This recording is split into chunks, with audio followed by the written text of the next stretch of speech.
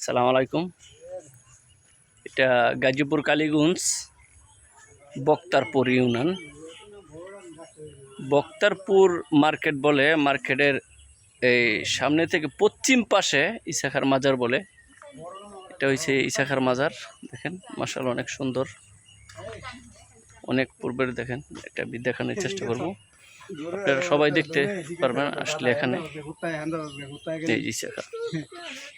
এই ইসাখার মাজার, আমি পুরো বাউন্ডারি করা।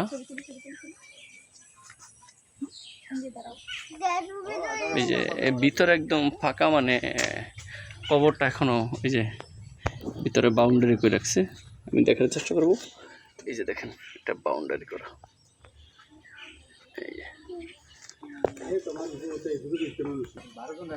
এই যে এখানে যে শুয়ে আছে এই জায়গায়, এটা 12 ভূঁইয়া বলে। মানে আমি পুরোপুরি সঠিকভাবে বলতে পারবো না, তারপরে আসছি দেখানোর জন্য।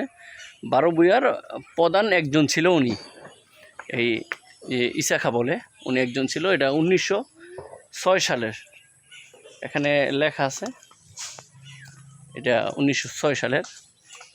এই যে দেখাই, এই যে এখানে লেখা আছে, এই যে 1906 সালের। এটা 12 ভূঁইয়ার যে প্রধান ছিল এই ইসাখা।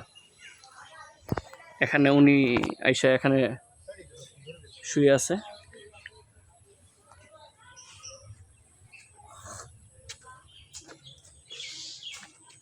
এটা গাজীপুর কালীগঞ্জ বক্তারপুর ইউনিয়ন মার্কেটের পশ্চিম পাশে, বক্তারপুর মার্কেটের পশ্চিম পাশে এই যে এই জায়গাটা।